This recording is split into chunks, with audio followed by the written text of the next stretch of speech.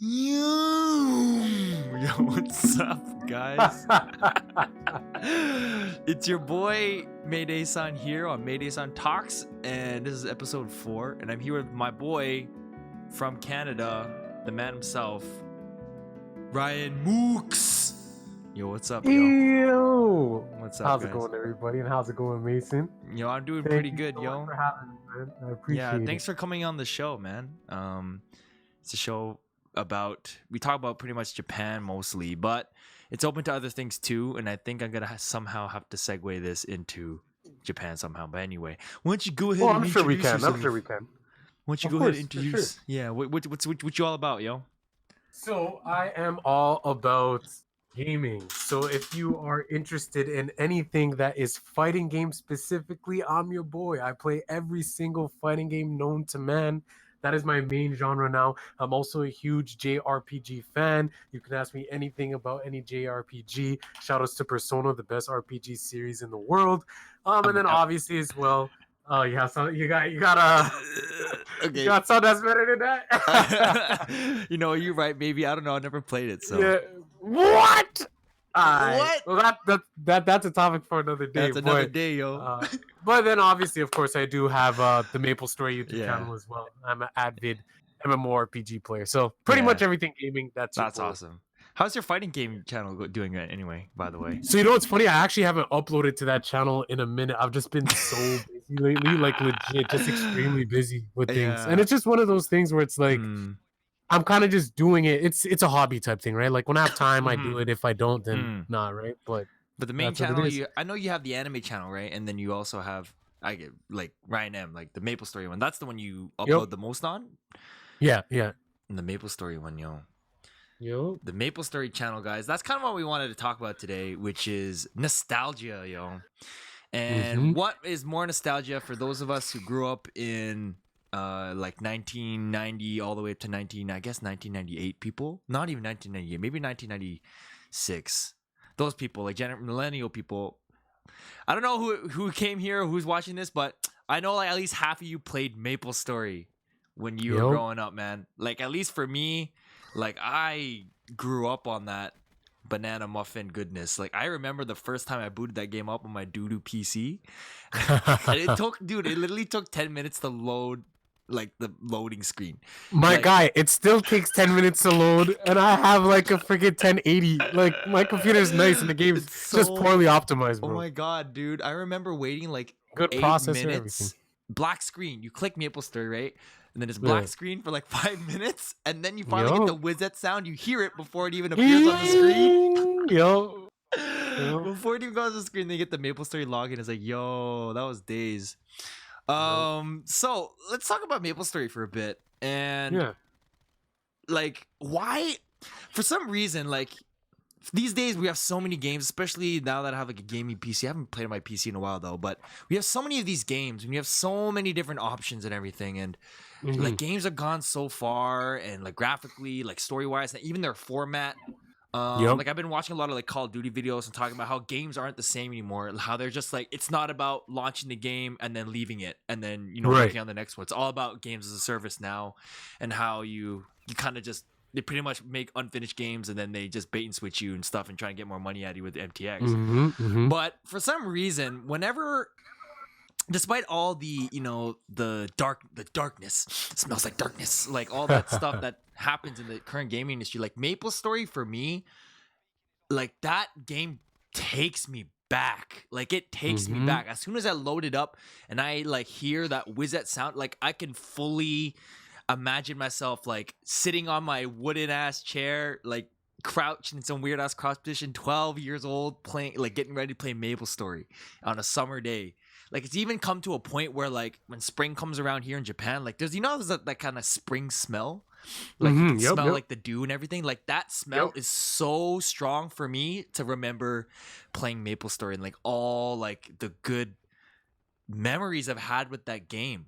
And I'll tell you what it is too, right? Yeah. It's the whole fact of it being I would like to say like the glory age of gaming right? It brings you back to like the core of what Yeah. gaming was, like especially if we talk about the MMORPG genre in specifics. Yeah. You know, you look at games like Maplestory, games like World of Yeah. Warcraft, games like RuneScape for its time. Even RuneScape right now is extremely popular, but back then it was all about playing with your friends. Like the progression was a lot slower, and it was about actually enjoying like the game and the content that was in the game, right? It wasn't a rush, it wasn't a race, you know what I mean? So those type of feelings, like the nostalgic feelings come back, like you mentioned, when you hear the sound. It's because like it kind of brings you back to like that beginning stages of when games, what made you fall in love with games in the first place. You know what I mean? Yeah, I guess. I mean, like, my very first game I ever played was probably like Super Mario 64. But even then, if I'm thinking about it, like, I don't remember the game as much as I do remembering, like, enjoying it with my sister and my dad in the room, and we were just like amazed by it, the human connection. For sure. Go ahead. Sorry. No, I was just gonna just piggyback off your point. I 100% agree, because the first game that I remember playing was Pokemon Red on the Game Boy Color. Right. And it was literally the same thing where I was at my babysitter's house. This was back when I was living in Toronto, and I was at my babysitter's house, and I had so much fun with the other kids at my babysitter. That link cable? No, not even link cable, just because, you know, man's only had one Game Boy at the time. You feel me? Man's were broke. You know? So like we would all take turns playing. It was one of the, and I actually learned how to share at that time, because it's like, okay, you get 10 minutes with the Game Boy, you get 10 minutes with the Game Boy. But anyways, so like it was one of those things where it's like, oh my god, like, oh, I don't have that Pokemon yet. Okay, yo, Ryan, can you catch this Pokemon for me? Or I give it to this guy. Oh, yo, Tom, catch that. I don't have that yet. You know what I mean? It's like once, like you said, that social interaction at its core. It's like you're so innocent. You know what I mean? It's like But now it's, you just don't have that. I feel like, and it's kind of this ironic thing, and I feel like it's kind of got to tie back to, I think, the reasoning why we crave nostalgia so much. It comes back to, you know, games. We have like games these days. We have online. We have all this different connectivity. So many different ways to play with other people, and especially here, it's amplified here in Japan. That's how I bring it over. It's amplified here in Japan, but every game I play is essentially a solo experience now. Like there's no voice chat, no one's talking on the mic. Like everything you do in the game, you can basically do by yourself. Like you don't really need other people. Like for me anyway, I play a lot of Call of Duty, and you know, I play, like, you can play in teams and quads and stuff like that in the battle royale mode, but even then no one's talking, right? And you know, even then the game at its core is fun to play, but for me, like, it's just 100%, like 300% more fun when there is at least another person talking. And even if I have trouble communicating with them, like, I remember those games more than I remember any other. Like, if I went on like a 20 kill streak, I had more fun, like, just talking and messing around with somebody else than any core gameplay could give me. And I think it's quite ironic because we're so connected, but I feel like we're more separated now in gaming than ever before. And I think maybe nostalgia, I think we crave more about that human connection more than any kind of core gameplay will bring back. I feel like if you were to, you know how we have like Maplestory private servers, right? Yep. And there's that one, I think it's like Maplestory, I forgot, the one that was just like beta 0.01. It's like yeah, or even like I think Maple Royals is like 0.55. Yep, Maple Royals. Apparently that's the most popular private server out right now. So I was like on that, right? I was like, yo, this is cool. I want to like, and I was like, oh, 0.55. I remember like those days I used to go on private servers and hack all the private servers at 0.55. And I finally got caught. 3 seconds. I got banned in 3 seconds, but then I finally didn't get caught one of them. But that's a story for a different day.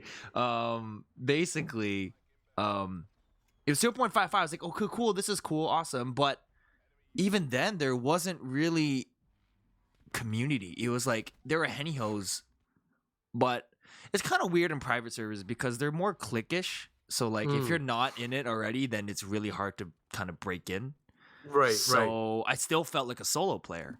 And then I was just kind of playing the game by myself, and it was kind of like, what the heck? HP washing? I was off that. So what do you think about, like, you know, the current dynamic of like games these days, and how can we actually bring back that same feeling of nostalgia that we had years ago? Yeah, so I'll start off by saying, like, at its core, right, Mm-hmm. as humans, we're Yeah. social creatures, right? So Right. that's why we crave that. That's why we want that social interaction, because a lot of people, and like people that don't game, they don't, like, they have this stigma like, oh yeah, this guy cannot, he just wants to play games all by himself locked up in his room. But Yeah. what they don't understand is that gaming, you can make so many friends from gaming, and not only that, but gaming is at its Mm-hmm. most fun when you're playing with other people. Right. And so with gaming going towards more of this like solo based, only care about me type of mentality, Mm-hmm. I feel like it's only going to go downhill. And whichever company can bring back that team aspect of it, that social aspect of it, Mm-hmm. is going to be successful. My first example is going to be League of Legends. I mean, Uh-huh. you're looking at a time where, you know what I mean? Like, you're looking at a time where Guild Wars 2 is coming out, or is out. You're looking at a time where Mm-hmm. there's World of Warcraft. There's all these other MMOs Mm-hmm. that are dominating the gaming space. Right. In a game like League of Legends, and of course there's StarCraft and things like that. But once Yeah. again, that's also solo player in a sense. Yes. Obviously it's competition going up against somebody else. But anyways, now you introduce a game like League of Legends where it's 5v5. Now you have 4 other teammates. You have to communicate. And that game, Mm-hmm. without communication, you lose. So Right. so that kind of brought it back, right? Because now it's like, Right. okay, we have to interact with each other. Right. And that's what we want. We want a Right. game like that. So you think about games, and Uh-huh. it feels like League happened, and now Right. other games try to piggyback and kind of pick up the Yeah. formula with League. Yeah. But then now it's like they're taking a step back and making things more solo based. So I feel like the next big game to come out, whether it's MOBA, whether it's an MMO, Right. whether it's a shooting game, like whichever Mhm. game can come out and Mhm. make it Mm-hmm. more social, that's Yeah. gonna be the next one to blow up, in my opinion. And it's weird. It's weird that you said that, like, we have to communicate to be a team and stuff like Yeah. that, right? And Yeah. I don't know if you've been following, the battle royale trend or anything. There's a game. I don't know if you probably know. yeah. You're not an idiot. Battle royale. Apple, Yeah. Apple Legends, yo. Apple Legends. Apex Legends. Yep, Apex. Yep, Okay. yep. Yeah, Apex Legends. Okay, so you're talking about, we need to communicate to to succeed and win the game. To have success, yeah. Right. And that game is probably the only game I've seen that has, in an FPS anyway, that has like a strong ping system, right? Where Right. you don't have to speak at all to Right. communicate and be successful. And Yeah. I think, if I'm thinking about it now, and think about what you said, and it's kind of like, now it's like it's reinforcing this idea that we are never gonna go back to that. And now look, you really don't have to get a mic, you really don't have to make any connections Right. now, because now we are developing these Pings. systems now for you that you don't need Yeah. to do. And this might be just an inference that comes out of nowhere, but I feel like this kind of reclusiveness, that you Mhm. kind of want to be alone, and you kind of just, like, you stay yourself. And Right. I think that's the kind of people that companies target for microtransactions, like Yep, the this is predatory true. microtransactions. Like, you want to buy cosmetics, you want to look cool because you Yep. ain't talking to anybody else, so you want to look cool for yourself or whatever, or try to fill the Mhm. void that way. Yep. And it's kind of like this really bleak image of the gaming industry that's kind of happening now, and it's really sad. And I feel like if we wanted to go back to the nostalgia, talking on Skype days, and not even Yep. talking on Skype, like, I'm bringing it back again. So Call of Duty Modern Warfare 2, Yeah. 2009 days, glory days of Call of Duty. Everybody called glory days of Call of Duty, and that was for me too. I remember in high school that I would play. That was the game. I go home and I play that You game with my just- friends. Like, we just Yeah. play and we talk like rat smack all the time. And the fun part is because that game had open lobbies. Like, there was no well, back in the day I was an Xbox Live parties wasn't a thing, right? And I feel like Xbox Live parties and party chat, like, literally killed it. That's Because it's just gone. secluded. It's secluded gone, people to dude. their own group, and then like you Right. can't You can't interact talk with with new anybody. people. Like, lobbies are quiet. Yeah. Everything's quiet. Like, I'll be playing Battle Royale today, and I'll be paired with 3 people who are on a party together, or all Right, in, like, or 2 exactly. different parties together. Like, I'm not talking. They can't even hear me, right? Right. And I feel like, and even in Modern Warfare 2 back in the day, they did something right, where it's like, even when Xbox Live parties came out, when you played certain game modes, like Search and Destroy, like a tactical game mode, the game would force you into game chat. Like, you couldn't be in a Okay, game. So, yeah. like, you had to talk. And then you could Right. talk smack between rounds between the other people, right? Which is fun. Yeah. But maybe it's part of, like, the whole, social justice warrior cheese, where it's like, oh, I know my toxic game lobby. My 12-year-old kid doesn't want to get smack talk smack walk. Yeah. Like, it's just, I feel like they're just trying to serve the SJW, you know, they're kind of following trends, and they're not. I think the integrity of gaming itself is kind of losing its sparkle. Like, it feels like they're all just cogs of a machine now. Like most games that come out today, and it's just like, oh, let's just do this because, you know, I'm cynical like AF because I studied marketing, so I know the tactics, I know the cheese. Oh, like let's just do this because we know that people want that. We know that people want that. We know that people want nostalgia. We know that people want to relive the old days even though they can't. And then we're gonna exploit them with microtransactional cameo skins and all this kind of cheese, right? Which kind of brings me to the next point here, which is like, dude, how many remakes have you seen in the last year? Man, I tell you, like, it's crazy. You see so many remakes, and I'll be honest, I'm gonna keep it 100% real, as I always do. I've purchased a couple. I'm not even gonna lie, because I can't even lie either, yo. You know what I mean? It's the nostalgia factor. It's the fact that it's updated graphics, whether it's HD or this and that. Yep. Maybe they add on different features that were in other regions of the game that weren't present in the North American version. Final so it's like you're almost you. Right. So it's like you're getting, or Tales of Vesperia Definitive Edition. You know what I mean? So you're getting different experiences now. So it's almost like a new, or it's like a new game. It's a new experience, which is good. Yeah. But once again, it is taking advantage of that nostalgia factor where it's like these people have that emotional attachment from all these years. So this is free. If we make this game, we literally don't have to produce a new game. We don't have to go through any of that struggle. Yeah. All we have to do is port it over to a new console, update the graphics, upscale the graphics, and they're nice. And it will sell itself because that fan base is already there. And they're already invested. Exactly. And just going off the points that you mentioned about with microtransactions and everything, for me, I don't blame them to an extent. And I'm sure we'll get into it a little bit later when we talk about like how they're releasing unfinished games and things like that. Oh my God. You know what I mean? But I don't blame the microtransaction aspect of it because at the end of the day, at fundamental, I don't care what anybody says. Yeah. Everything on this planet is a business. Everything. As much as some people don't want to listen to it, whether it's religion, whether it's medical, like, do you know how much money the pharmaceutical industry makes? Like, literally taking advantage of people's health. Good thing and we're people in Canada, yo. Right? Yeah, honestly, legit. Not just that. Let's talk about the educational system. We're talking about investing in people's futures, trying to make a better society. Right. You know what? Everything is a business. I don't care what anybody says. So when it comes to gaming now, it's nothing different. Of course, people want to create games that are going to people that are going to enjoy, but then again, the creators have to think, okay, how can I make profit off this? How can I continue to progress? How can I please the investors?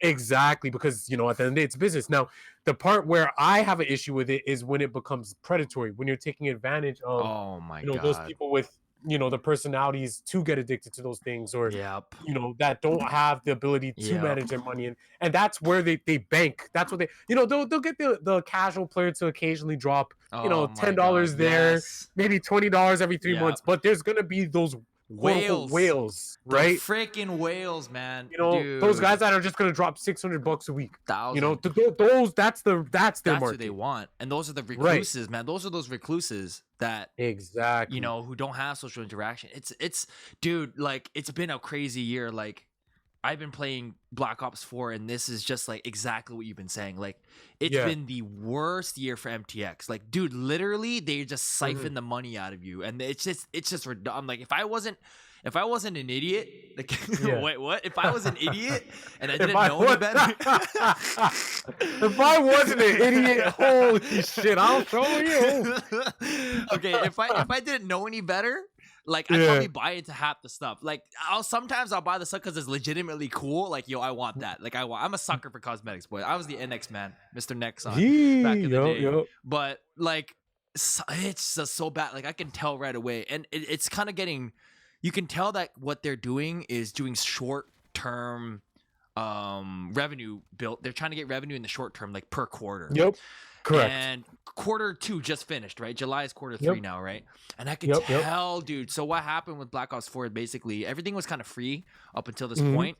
And then for quarter 3, I guess their numbers and stuff were going down. So what they did is like the very last minute, they added supply drops and they made pay to win items in the supply drops just to maximize the revenue. And then legit on July 1st, they're like, hey guys, we're gonna release a new item that gives you the item for free now.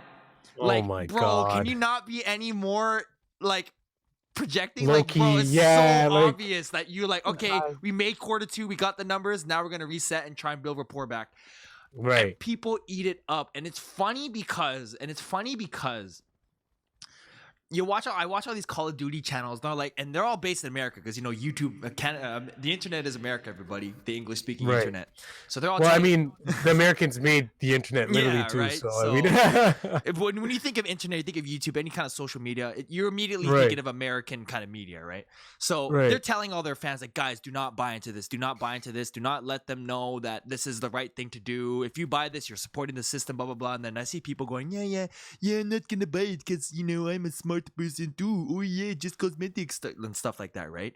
And then I'm here sitting in Asia, and I'm just like, bro, they don't care if you don't buy. There is at least they only need like 100 whales in Asia who don't care, dude, because they don't get this kind of exposure. Especially people in China. I don't know if the game's in China, but like especially these people who don't get that kind of exposure and people complaining about it because people couldn't care less. Because I feel like if you play games in Asia, you are like, you're in it, you're playing games, or you're not, you're like working overtime or you're studying or something. Like it's either one or the other. That might be a big generalization, but I've seen a lot of people are like that. They have a subculture literally for that. You can see it in anime culture and all that stuff. That's another day. But like as long as these people, these whales exist, like none of your like social movements and stuff is gonna do anything, honestly, because you're not the only market. It's not just America, dude. They have the entire world, like a global company. They make enough money, bro. They make enough money from all the other regions in the world. They don't need your casual money. They just need 100 people, and it's sad. And it's just like it's facts though. And then are these businesses ever gonna start thinking long term? Like I've yet to see a business who is literally just consumer friendly, except for Nintendo. Like legit, I think Nintendo is the only company kind of left who isn't like complete scumbag mode. I mean, they're running, this is true. They're running nostalgia cheese. They're running it. Look, they made how many remakes they made? They made like Zelda 1. They made the other Zelda 1. They have another game coming out. It's another remake. They ported Mario Kart 8. Like they kind of transferred all that stuff over for nostalgia. Like they're running it, but they're not predatory. Like you buy That's what I was gonna say. You buy Smash Bros, right? And the crazy thing about Smash Bros, and it came out last December, right? And and Call of Duty also came out in October, and I was playing it with Jansen at the time, and we're like, yo, this game is so unfinished, bro. Like you can tell it's just not finished. And it's sad too, because the next game for Call of Duty coming out, like they've been working on that game for like 5 years and stuff, and they finally revealed gameplay. Bro, it looks like the most unfinished game I've ever seen in my life. I'm like, dude, the game's dropping in 2 months, and you're not even done. That's terrible.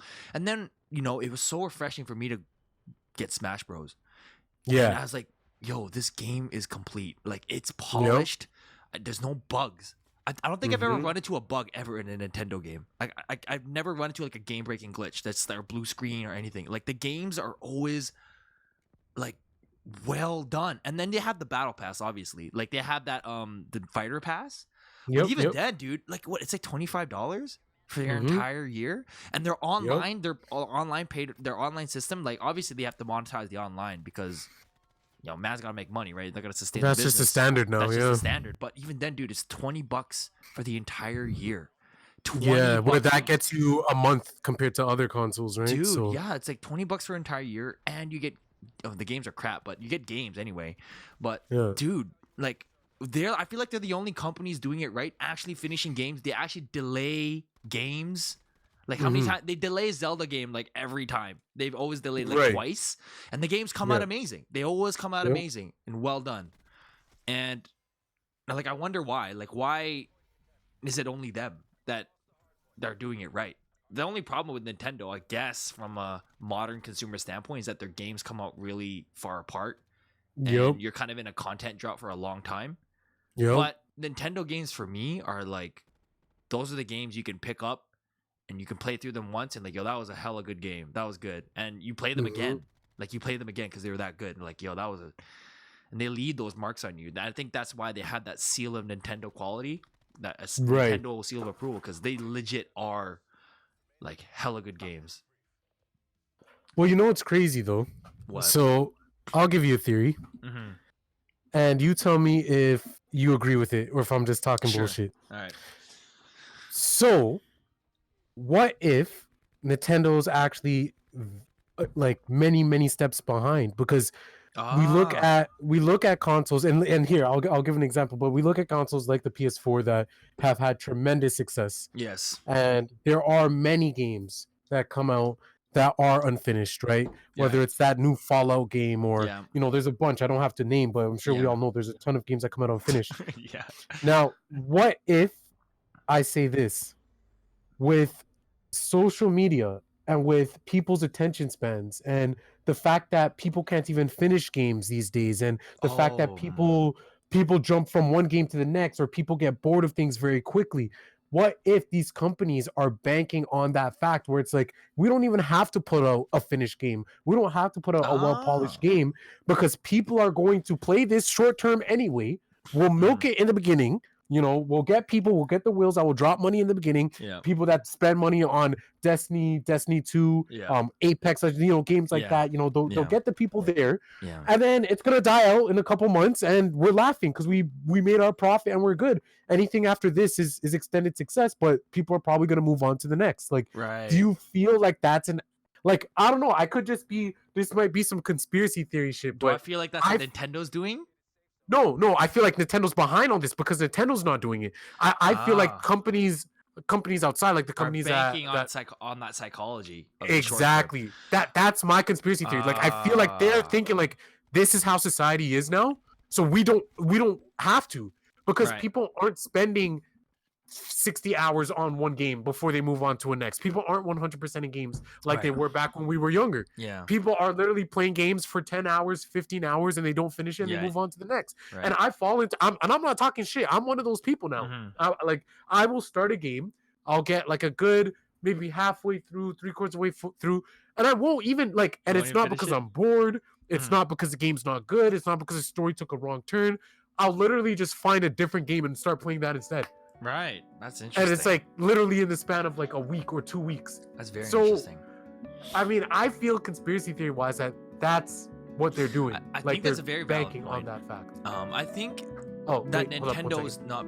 Sure. Number one, I agree that they may be behind on some of the models, and some of the microtransaction models, the game design kind of models that newer like all these current companies, other companies are doing. But I think that's a choice. They obviously know about the whole playing games, picking up different games, and moving on to something else really quickly. And I think the design of the Nintendo Switch in itself answers that question.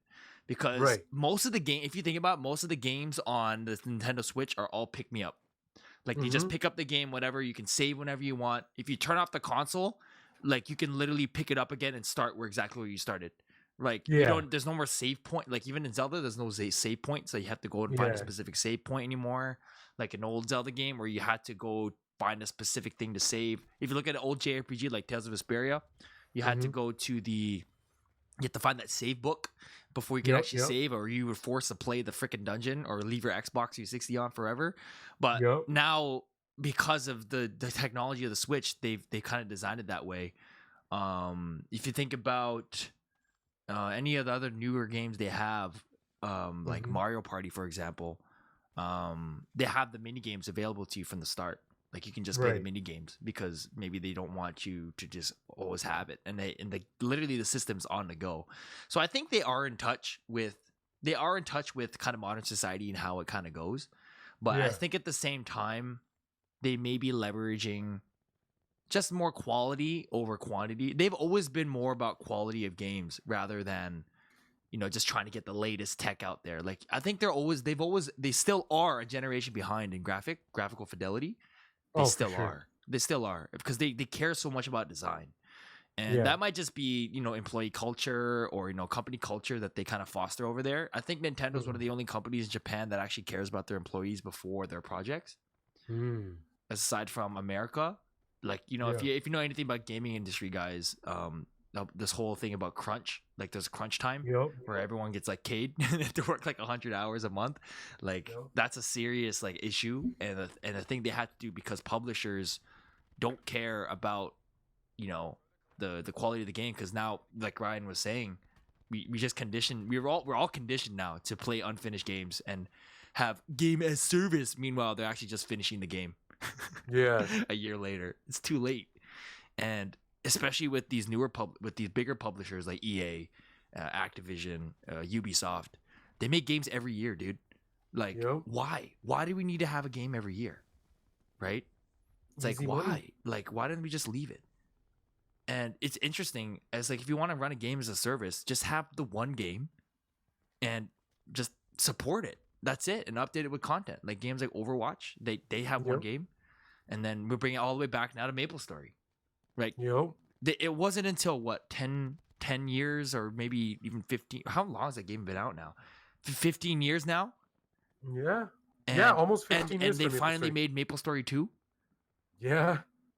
And like, are they even playing on nostalgia for Maplestory 2? Or what are they doing? Not really. Not really. It's like it's different. Like there are the maps, there are the towns, there's familiar names, but it's a different game. It's a completely different game. So it can't even bank on this stuff. Like nobody that plays Maplestory 2 plays it for nostalgia. Like people play Maplestory for nostalgia. You know what I mean? Right. So I feel like I don't know. I haven't been playing much Maplestory these days or caught up with it. So like what's the current atmosphere of the game now in Maplestory? So we went from very community focused, you know, a lot of connections, slow progression, grinding, and and now what has the game become? Sure. So I kind of touched on it in one of the videos I made recently on my channel. I'll put that in the description down below. Hey, respect. Yeah. So Maplestory is currently in the status of being 100% a solo player game now. And I mentioned this in my video. I don't think it's a bad thing, because if you are looking at the game as how it was before, then it would be a bad thing. But if you look at a game like Path of Exile, like Diablo 3, that are very successful single player games, single player grind based games, if you put Maplestory in that category, then it's actually really good. With that being said, though, there are some huge flaws, which coupled with the fact with what we talked about before with the microtransactions, the predatory nature of that. Maplestory 1 definitely has a ton of that. So like it's disgusting. That's why I switched to question about that. Real quick, just to interject. There seems to be a kind of not stigma, but like people tend to there's a level of, what am I trying to say, tolerance for microtransactions. And for games that are free to play, people tend to not mind such predatory microtransaction, whether it be cosmetic or even, obviously people get mad about pay to win kind of stuff. Pay to win. But in games that already you pay to play the game, you buy the game, and on top have microtransactions, people are just not about that. Like, does that make Maplestory? It's in Maplestory as a free to play game. Is it still bad to have that many microtransactions in that pay to win kind of sense, or is it? Yeah, I would say 100%, because look, Maplestory, it made a lot of its money off its cosmetics in the beginning, and then once they introduced potentials after Big Bang and cubes and everything, they realized that they hit the jackpot. Obviously, they kind of had a little bit of that whole RNG factor going with Gachapon in its early stages, where people could get some exclusive items, where people could get a pink adventure cape, where people could get these really good items that only came from Gachapon. But then once they introduced things like potentials and cubes, miracle cubes and red cubes and all that stuff, that's when it like took its like a nosedive, because then like $2,000 on cubes. Right, because they're just like wait a second, hold on, we're on to something here. Now let's create red cubes. Now let's create violet cubes. Now let's Oh create my bonus god. Let's potential with bonus artificially make it cubes. more difficult. Right, and Surprise so mechanics. exactly, and you know what? It's one of those things where once again you can't really blame the company because people just get so involved in it. So it's like they shift from that cosmetic aspect of it Yeah. and then put it into the cubes. But now I'll also mention this. Yep. So you know how you said how it's the cosmetics, which cosmetics as well as the predatory microtransactions. Yeah.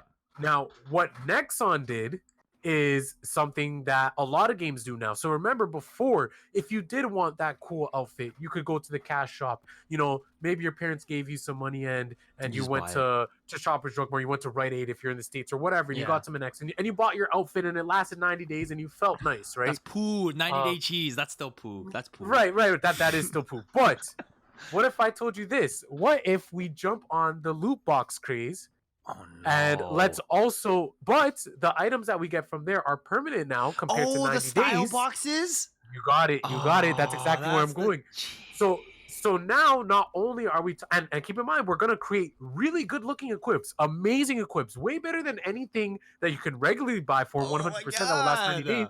But now we're only going to put the really good stuff. It's permanent too, but the rates of getting it are extremely low, but we're locking behind style boxes. So now not only are we fighting to get the good stats on our gear, but now we're fighting to actually look good. Oh my god. You see what I'm saying? That's terrible. So that's what I'm saying. So it's like Maplestory doubled down on it. Holy shit. So that's why it's so mushrooms. Bad. Wow. You know what you see what I'm saying, right? Wow. That's terrible, dude. It's terrible, man. And so that's why when people ask me about the whole private server thing and this and that, and people think I'm okay, and I understand. I'm very self-aware. I will be honest. Yeah. I understand when people are saying, "Oh, Ryan, you might just be salty. You can't play regular Maplestory. You got banned. Whatever." That's why you say private servers are better. Fair enough. I understand them saying that. But please understand when I'm saying that certain private servers allow you to escape those things. It allows you to escape having to spend so much money on the cubing, on looking good. Like these private servers will allow you to change your hair for free. Yeah, man. You know, they'll allow you to change your eye color for free for playing the game, right? Yeah. You know, you can get these cool That's why I love Aries, man. Yeah. Oh, dude. You know what I mean? That's crazy. Like, bro, like how far is it gonna go, man? Like if you, to come out of the, you know, to go back to Call of Duty for a sec, though, they did this thing where it's like they really saw this new content. It's like, oh yeah, Bear, nice content, right? And they did pay to win cheese too, right? They added the weapons into the boxes, which is like a 0.01.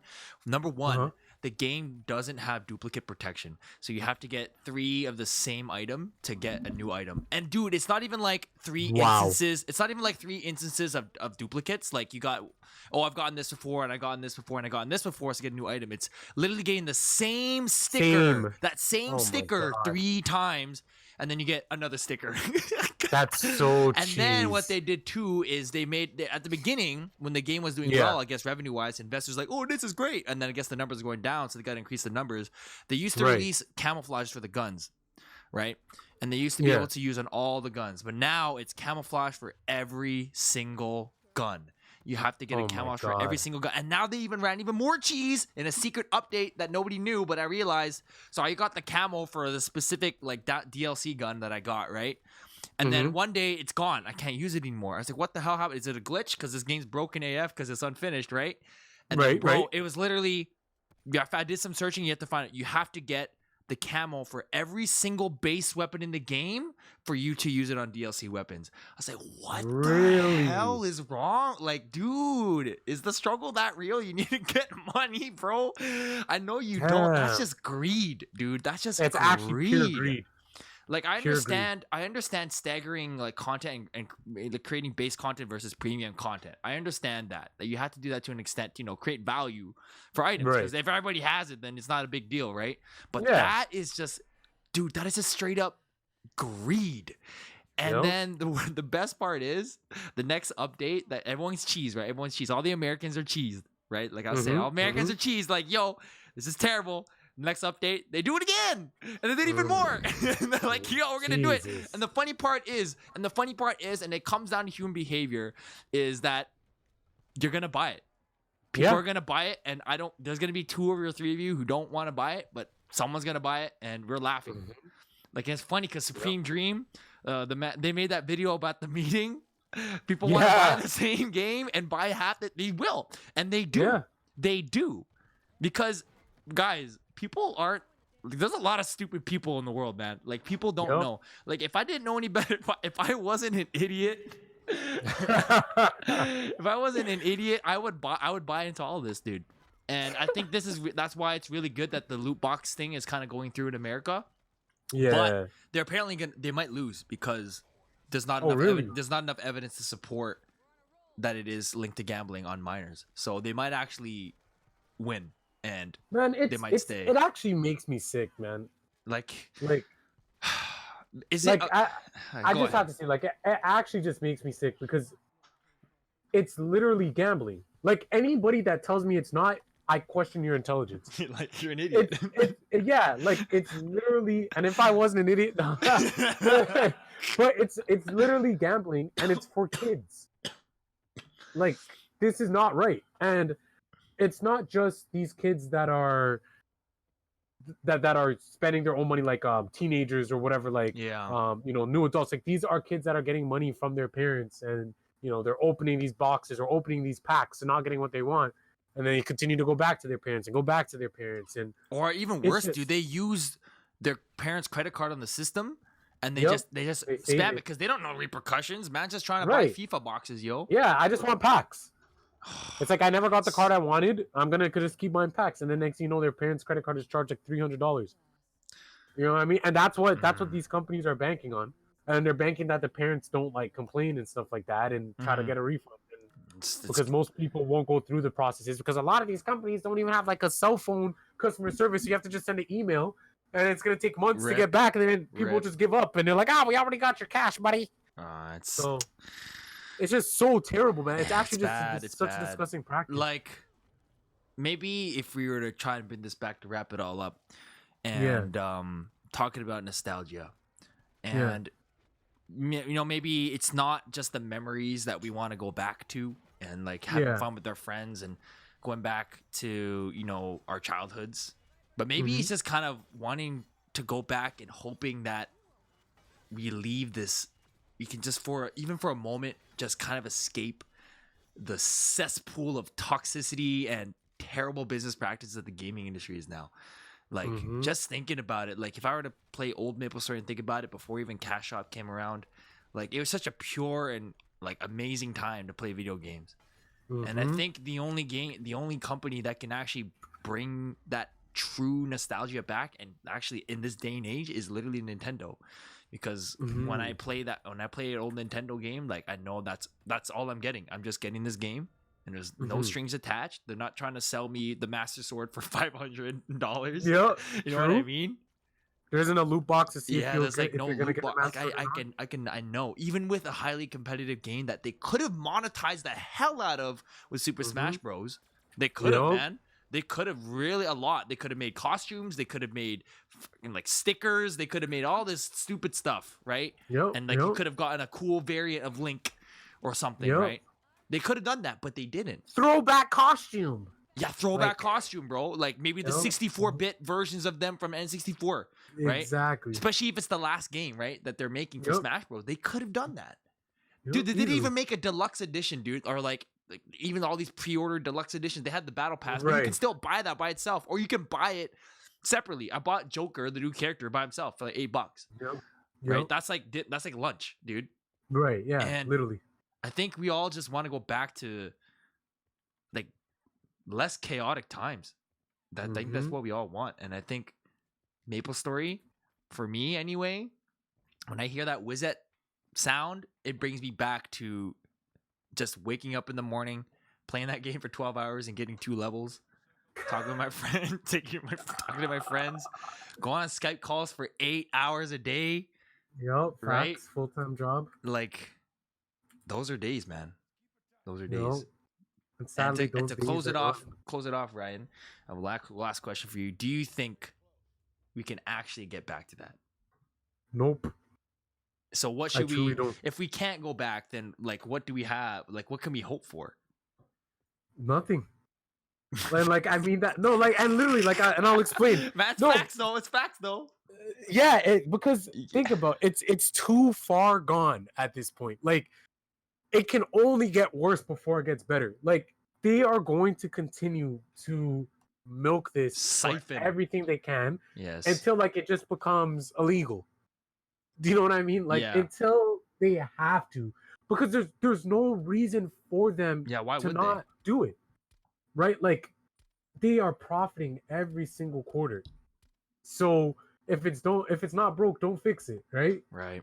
So it's like they just keep the formula up, keep it going, and they'll just keep making money. So and the sad thing is the honest companies, the ones that are going by the book, the ones that are trying to not be predatory and things like that, they're the ones that don't get the support. They're the ones that aren't making as much money. They're the ones that aren't getting as much Those are the exposure. ones where the game's shut down. Exactly. So it's being like it's consumer almost friendly like doesn't work anymore in this day and age. right. Like it's better for the company to be predatory than for them not to be, because it gives them longevity. And the As thing crazy is, as that sounds, we're all becoming what's the word? When you get used to something, what is that? desensitized. Yeah, we're all desensitized Yeah. to predatory. It was like Yep.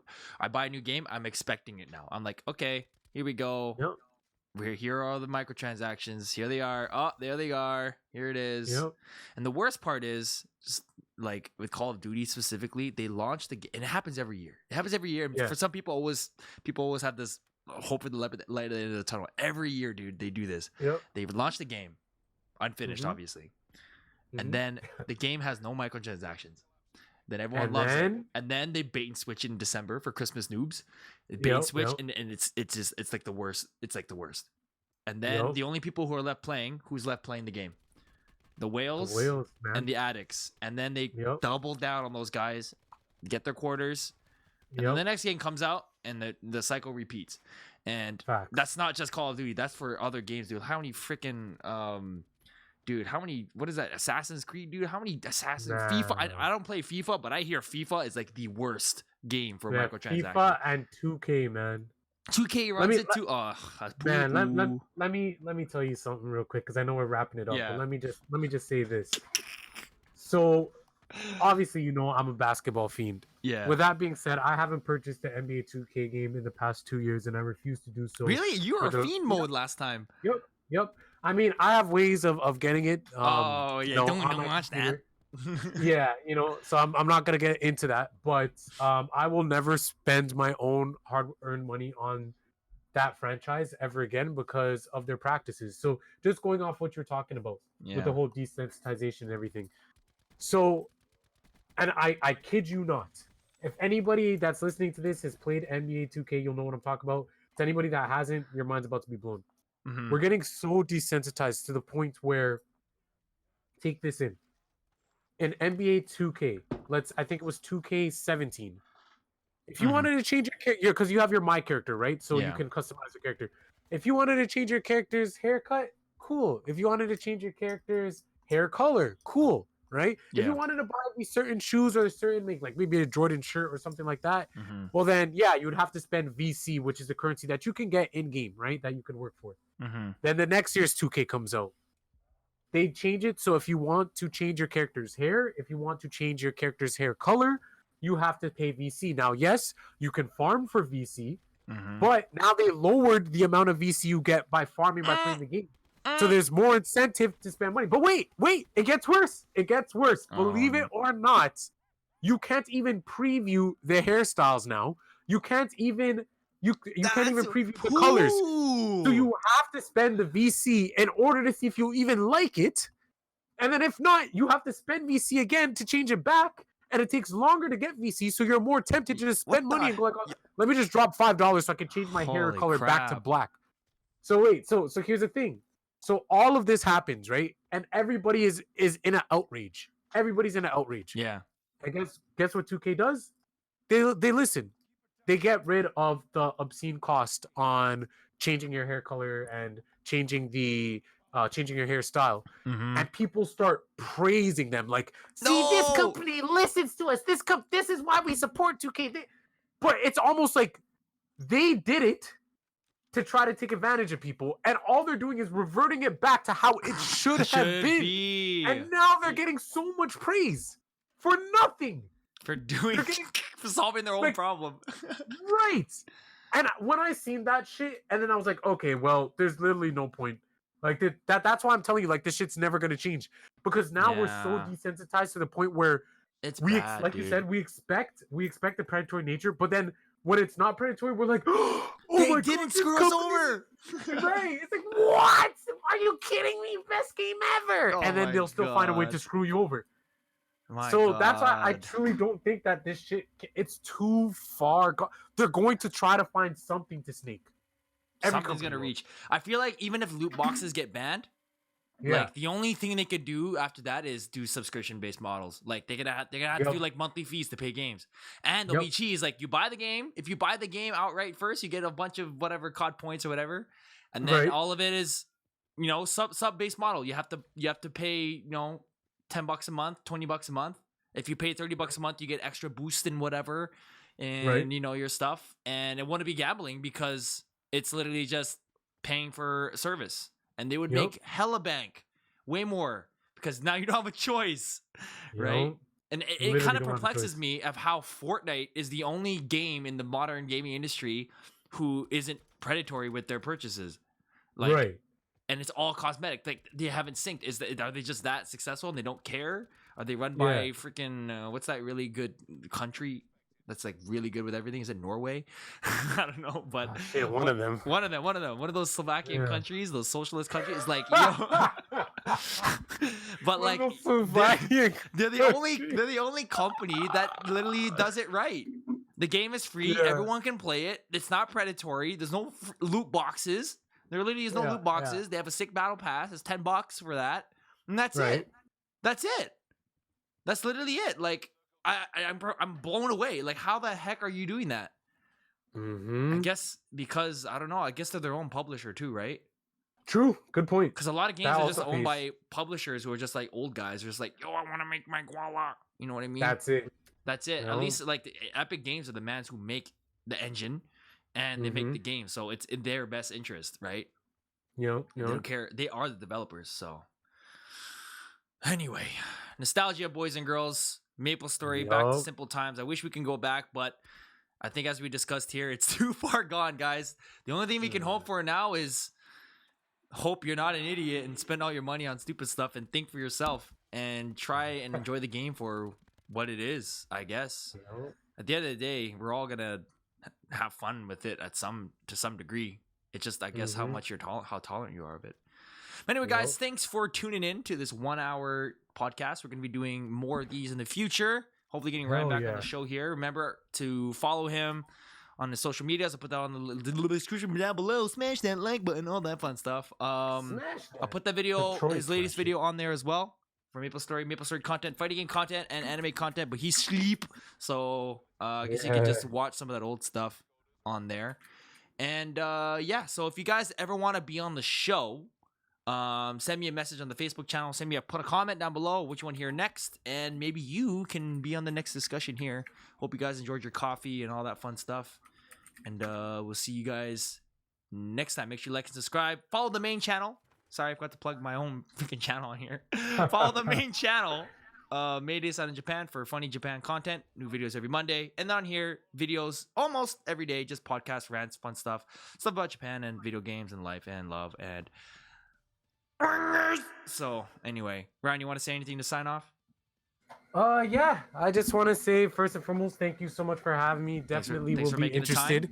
Of course, definitely will be interested in coming back. And anybody that's listening, thank you so much. Hope you guys continue to enjoy the content that Mason is pumping out. It's amazing stuff. Continue to support him on all platforms. And lastly, I hope that every single person continues to have an amazing day, an amazing life. Just know that there's people out there that care about you. That if you're ever in a situation where you feel like you're by yourself, if you feel like you're down, if you feel like things aren't going right in your life, just know that, hard times, tough times will pass and things will get better. continue to work on yourself, and you'll see success. You see success, And yo. pretty much that. And then, yeah, if you're ever in trouble and you feel alone, just buy those microtransactions. All right, bye-bye. See ya.